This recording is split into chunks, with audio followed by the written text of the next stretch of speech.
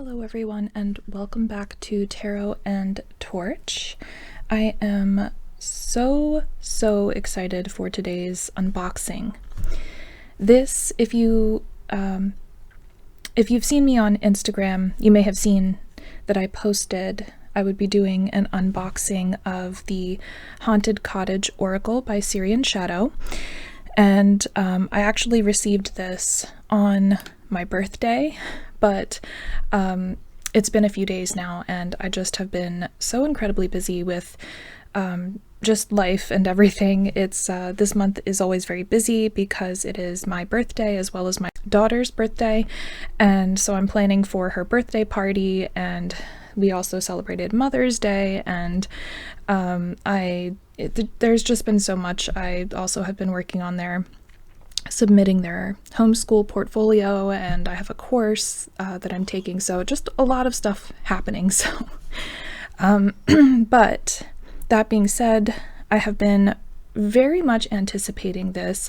This is a deck that I received for my birthday as a gift, so I'm very excited about the theme of this oracle.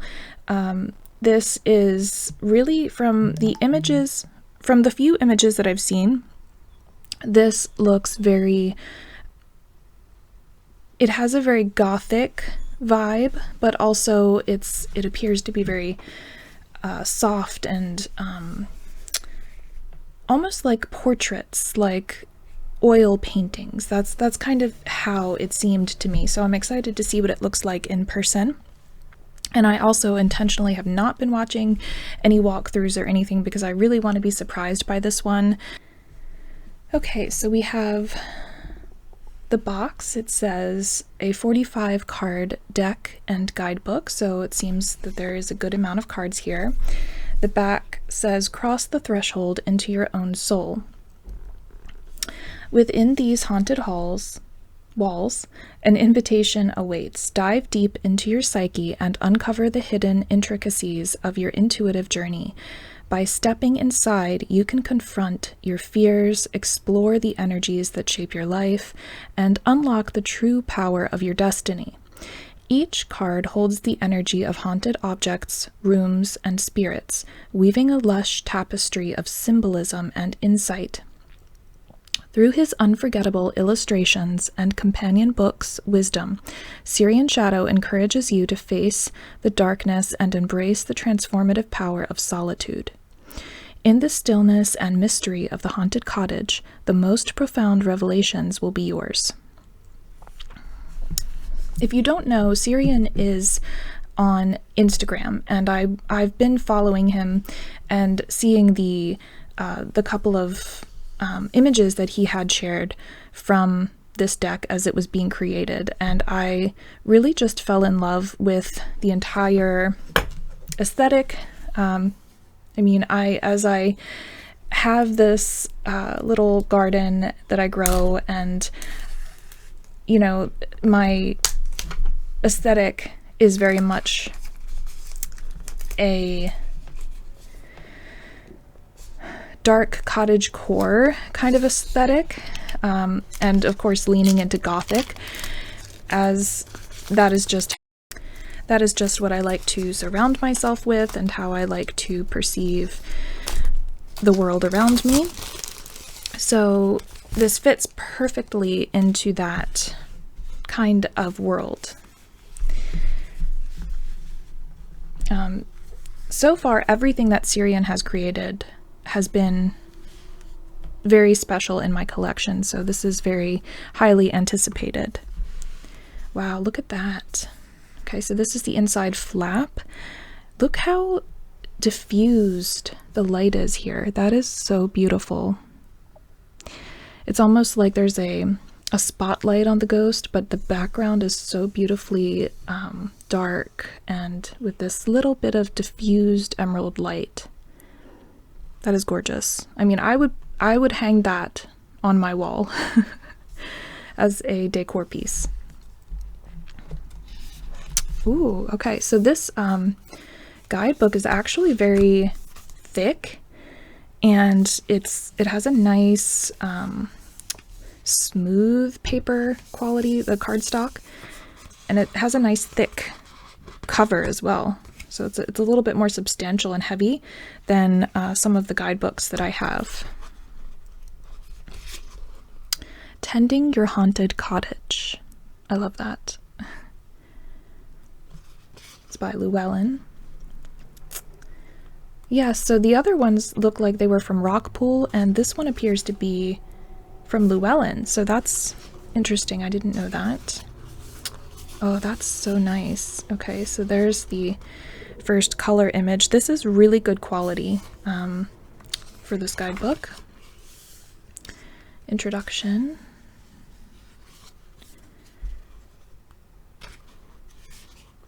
How to use the deck. Card spreads. The Haunted Echoes spread, the Forgotten Rooms spread, the Lantern's Path spread, so there's 3 spreads.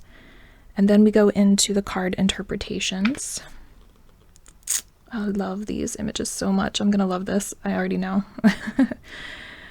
Okay, so it looks like they're all full color illustrations, and the it's about 2 pages of the meanings, the definitions, but it's, you know, it's like half a page on the back. So really about 1 page front and back.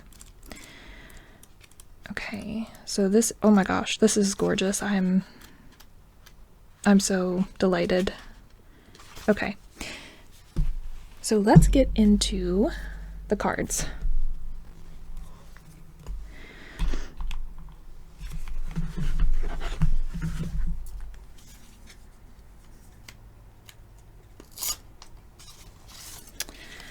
Okay.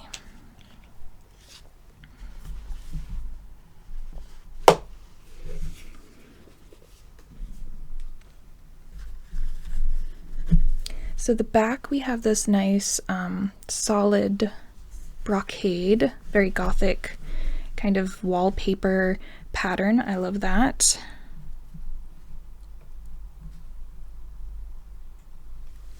It's simple.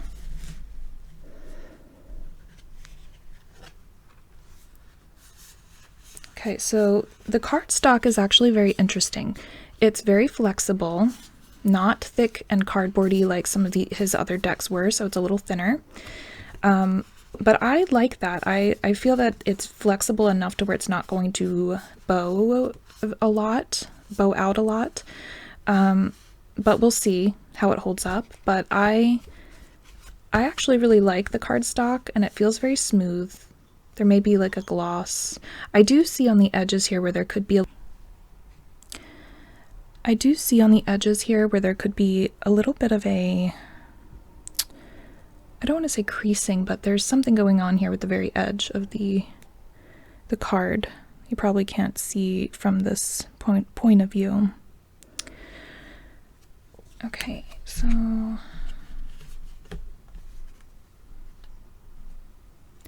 the first card is Winding Road. Wow, look at that. And these are going to be, you know, in backwards descending order here. But this is card number 45, Winding Road. Yes, these are exquisite. These are like something that I would hang on my wall, but it gives you that feeling of being in the deep woods.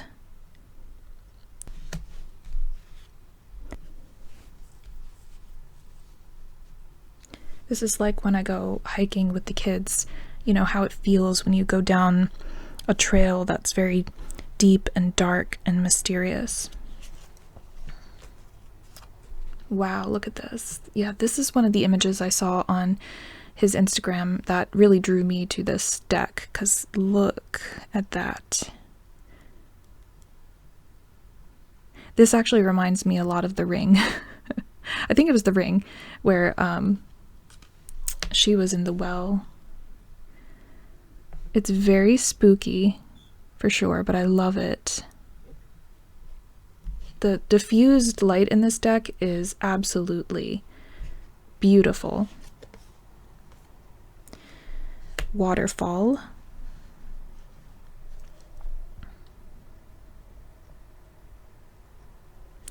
And there's a figure at the top here. So the shadowy figures are very interesting here. Very mysterious. Thunderstorm. Wow. It also reminds me, some of the ones that have the more golden or oak, or what's the word I'm looking for?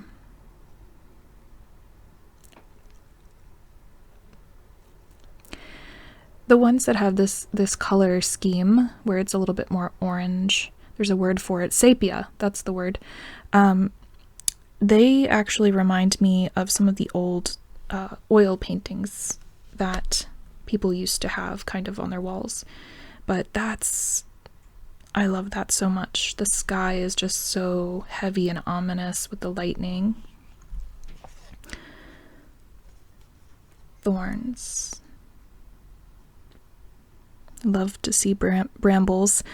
I actually have brambles, but they are thornless for the kids.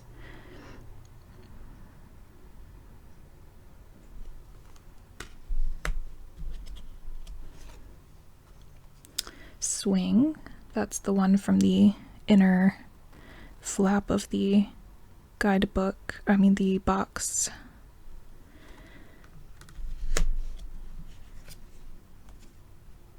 Stream.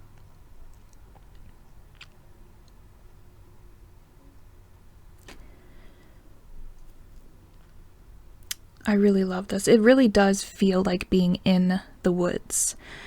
There's been times where I've been in the woods and it's either, right about to rain or it begins to rain and the light looks just like this, and the trees kind of block out the rain, so you're still there in that, rain or storm and not being affected by it, but still being able to kind of be in that energy, and that's what it feels like. It's so beautiful.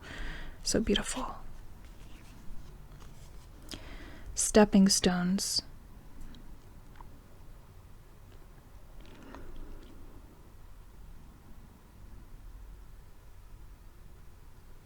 Really love what he's done with the sky in this. There's a lot of emphasis on the sky and the clouds. Squirrel. And this is very cozy. This card is very cozy to me. It's very fall, and squirrels are these constant companions when you're in the woodlands. Even just where we live, we have squirrels just around everywhere, pretty much. So it's like a familiar face in that way. Spider.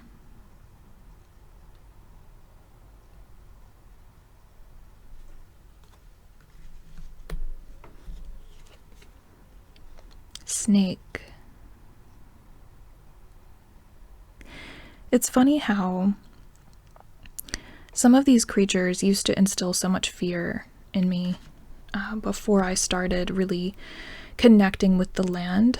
But once you do decide to connect with the land, something happens. And I'm not saying that I would never be afraid if I saw a snake in front of me or touching me or something, but the amount of fear that I used to have versus what it is now has completely transformed. There was a point at which I was terrified of spiders and all kinds of things, and now, I take notice of these things, but when I'm gardening, I'll have a spider just crawling on me and I'll just, gently remove it instead of, freaking out as I once did. Snail.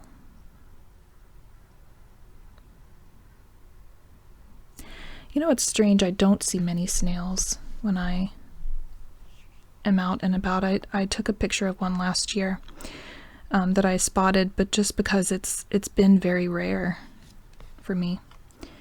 Skull. Oh, that's gorgeous.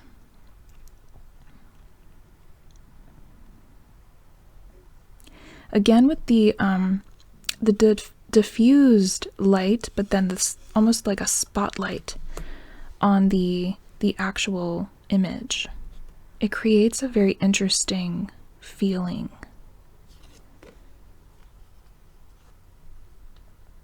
And it's a very almost a fine art effect that the cards have, like still life is what I'm thinking of. Pumpkin pie. And see, like, this is an interesting way to depict it. It's not, you're not seeing the pumpkin pie in all of its kind of deliciousness. It's more like the feeling of there is a freshly baked pumpkin pie sitting there, but we're not digging into it. We're observing it. We're feeling like this happens every day here at this cozy little cottage. And it's very homemade. It's not store-bought. There's, you know, this towel that was used to kind of remove it from the oven. So we have that kind of feeling to it.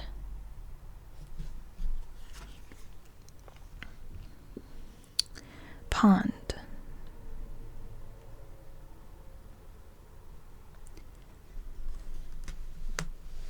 And again, with that kind of creepy ring type of atmosphere, but I love it. I love it so much. It's, you know, when you put yourself in the perspective of this figure, it takes on kind of a different feeling. And the reflection of the figure here. Pine cones. And whereas, you know, the pumpkin pie made me think of fall, the pine cones always make me think of like Christmas. So it's, I don't know why that is exactly, but I love just the earthiness, the greenness of this deck. A lot of greens and blue. Owl. Beautiful. I actually did have, when I was growing up, my grandparents had a painting that was similar to this, and I wish I would have had a way to keep it when they passed, but I love this image so much. This is going to be a very special one for me.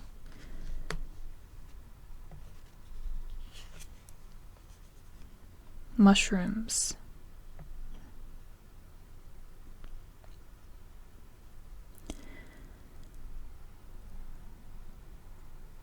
And again, it's like in each of these, we're not zooming in on kind of the mushrooms just by themselves. It's like the whole scene. It's not just about the mushrooms, it's about the place they're growing in and the figure and what it's doing and how it's looking and its connection along with the colors. Wow, look at that. Mountain.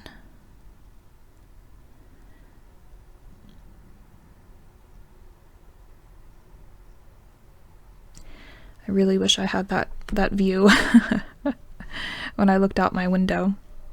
That's gorgeous.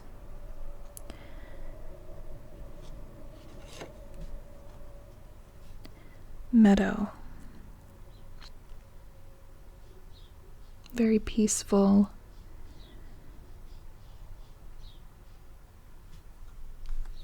Still with the darkness in the background, just to remind you that there are shadows, even when things are peaceful and bright.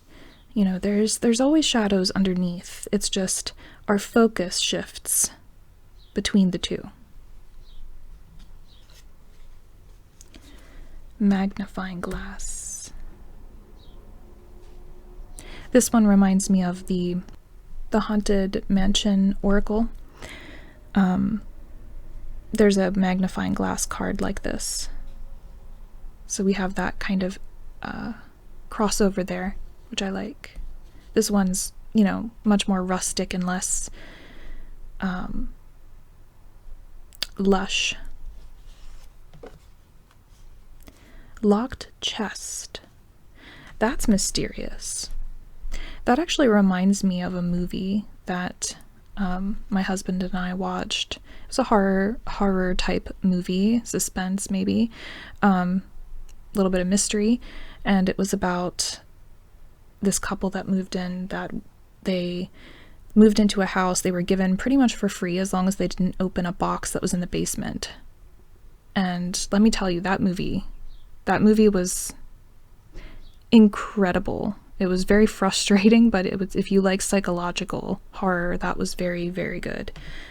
I'll try to put the name up if I can remember the name of it. Lake.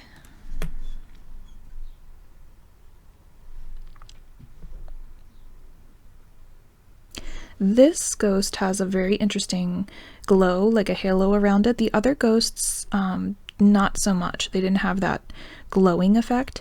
So that's interesting that we have it here. Perhaps because of the way the light is coming through the clouds more and it's kind of bouncing off. I don't know if any of you have seen, an actual apparition.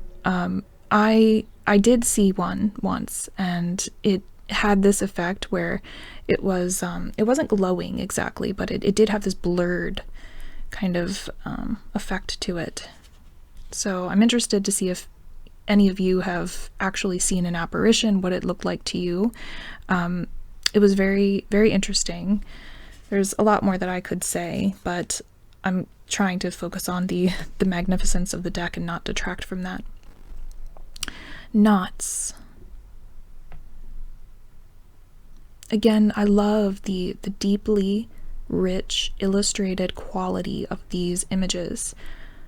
Each one, if you put it on a wall, it has so much character, so much beauty. Even something like this, which is just a rope. There's so much beauty of the wood and the highlights and the contrast of the light and the dark. Hair. How cute is this hair? It is so cute. Look at its little nose. That is really adorable.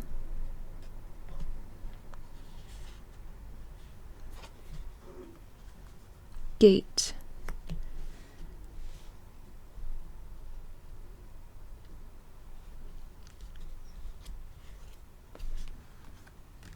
Garden.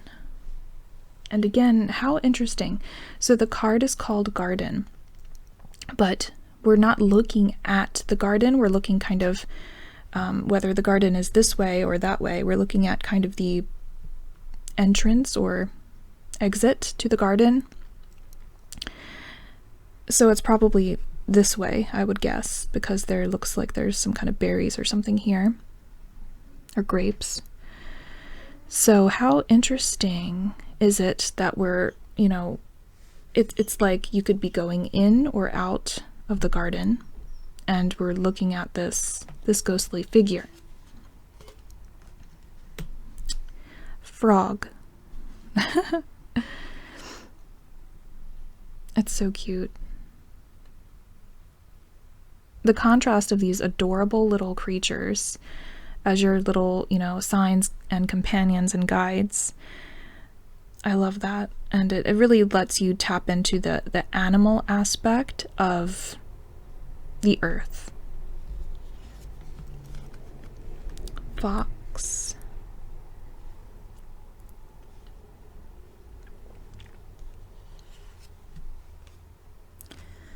Fishing rod. Okay, this is interesting. So we have more of a close-up of the kind of ghostly figure, or one of them. I'm not sure if they're all supposed to be kind of, the same, or in different places, or different ones altogether, but I love that. Dark forest. This is like the fairy tale of my dreams. I love the dark kind of fairy tales. It's very Grimm's fairy tale, like the actual Grimm's fairy tales. Crossroads. Yeah, just the winding path, the trees, and oh, it appears as though there's two figures here. So yeah, that's interesting because it's the dark and the light. Chasm. Wow. That one hits hard. That's a very good depiction of, literally falling into a black hole. being in a dark place. Interesting. Oh, this is so beautiful. I can't get over how beautiful this card is. Candle.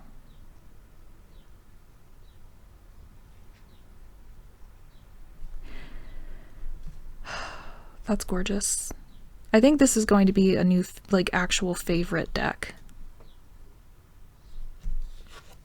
I don't see myself being able to stop pulling from this deck. Cage.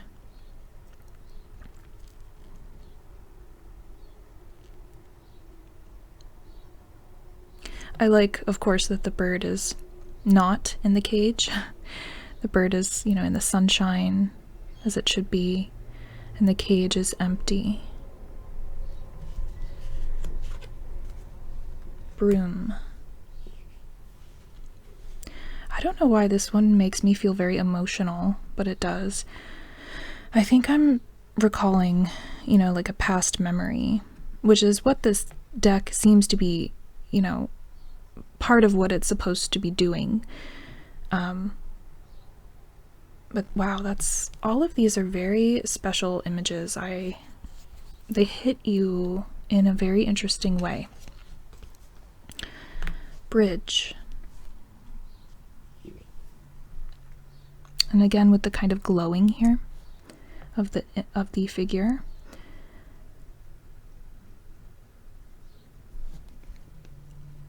There is like a weightlessness to the images where it's almost like an out-of-body experience, it feels like, in a way.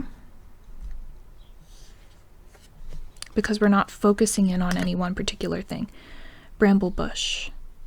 That's lovely. Yeah, that was one of the images I saw on his Instagram as well. That's beautiful. The berries are so, they're like glinting darkly, you know? It's not like a bright, juicy berry. It's like berries that you may or may not pick because they have that almost like dangerous quality to them. Like, you know, if you reach in there, you're going to get torn up by thorns.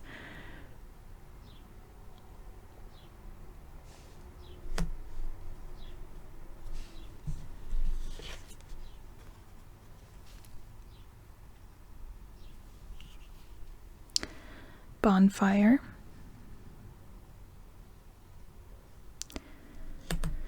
That's a very ancestral feeling right there. And this one we do feel a little bit more included, don't we? In kind of what's going on. There is a little bit more of this feeling of being surrounded by ancestral spirits and, you know, participating in a ritual of some sort. Boat. Again, this, I would place that on a wall and call it a day. Beautiful, beautiful. Bees. We have one that's kind of looking at us here. That's cute.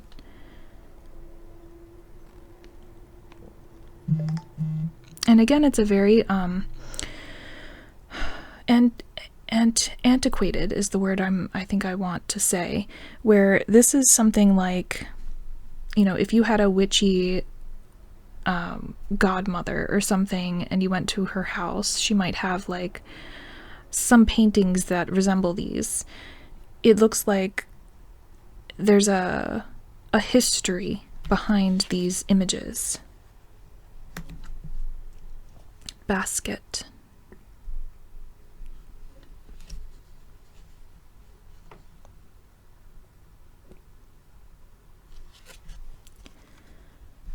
Axe. Love all of the diffused light there and the beam kind of coming down. Attic. There's just a traditional kind of ghostly image in the attic, as all of us were afraid of when we were children. And acorns. Oh, I love these still life scenes. They just make me feel like I don't know if any of you have ever seen the movie Legend, but in the beginning there is this scene where she wanders into a cottage, and there's a very, quaint, simple farm, like a milkmaid type of character, and she has like fruit and bread and things on the table, and it just reminds me of that kind of setting. So I love those farmhouse kind of scenes, and yet there's this juxtaposition of this entity and this darkness too. I'm blown away by this deck completely. I have nothing like this. This is absolutely beautiful, and I know I was talking a lot about the imagery and not so much about kind of the spiritual aspect, but it's very it's clear to me that this is going to be a lot of nostalgia, a lot of working through kind of past memories, feelings, loneliness and solitude, and just working through a lot of deep healing around these themes. And it's gorgeous. And I didn't even say, but it looks like it is also edged in, my lighting's not great here, but I think it's a charcoal gray. It looks more like a charcoal gray than a black to me, but it could be black. This deck is absolutely beautiful. Beautiful. Okay, I'm going to see how this shuffles.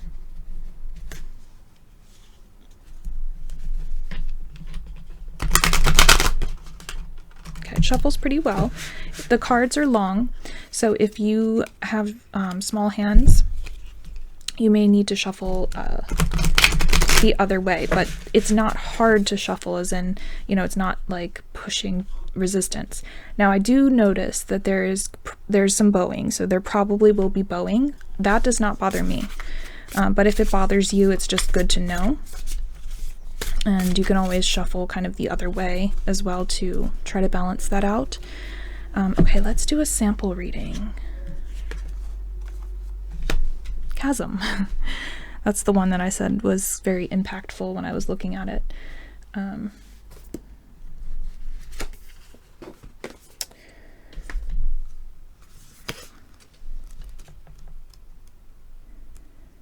Okay. Facing fears and taking risks, personal development, facing the unknown, courage. A chasm or canyon is a deep rift formed over time by such as weathering and river erosion. Dreaming of exploring one symbolizes perseverance, adventure, and personal growth. Like a physical chasm, it reminds us of the risks and caution needed when standing at the edge, as such cliffs can be steep and perilous. The chasm can represent the vast, daunting unknown, such as the subconscious, which feels difficult to traverse. The dark figure represents the fear we often face when confronting the unknown, yet courage can guide us. Oracle message. You'll never know what's possible unless you take a chance. Success isn't the absence of fear, it is the ability to act in spite of it. Fear is universal, but acknowledging it without letting it hold you back is essential. Ask yourself, would you rather let fear control you, or would you prefer to take action and see what happens? Taking risks doesn't guarantee success, but avoiding them guarantees you'll never know what could have been. When facing fear, say to yourself, yes, I'm afraid, but I will still try. Even if things don't work out, imagine looking back and knowing you gave it your all. Fear of failure can be paralyzing, but remember, in 100 years, no one will remember your missteps. What matters is whether you tried. Often, the greatest achievements lie just beyond the challenges that scare you the most. The question is, how much do you truly want it? If your desire is strong enough, fear won't stand in your way. Recognize that you are responsible for your success. No one else will save you. It's time to believe in yourself. There is always a path to the other side. Wow. Okay. I actually really love the way that his tone reads here for the oracle messages. It's very much, motivating, and that's what you really need when you do any kind of shadow work, at least in my personal opinion. It's no nonsense. This is it. You need to do this, and this is why. So I am absolutely delighted, intrigued. I cannot wait to work with this. This is going to look gorgeous with decks like the Witch Sister Tarot. I absolutely am excited to try it with that. But also, I could see maybe the Lacrimosa Tarot being a good companion here. Any decks that are very dark could work well as having the kind of woodland imagery. But absolutely gorgeous all on its own. Very powerful tool. So I'm curious to see what you guys think of this. If you have it, if you're thinking about getting it, your reactions to it as well. And as always, thank you so much for being here. Please give this video a like and subscribe if you stay till the end, and I will see all of you very, very soon in another video.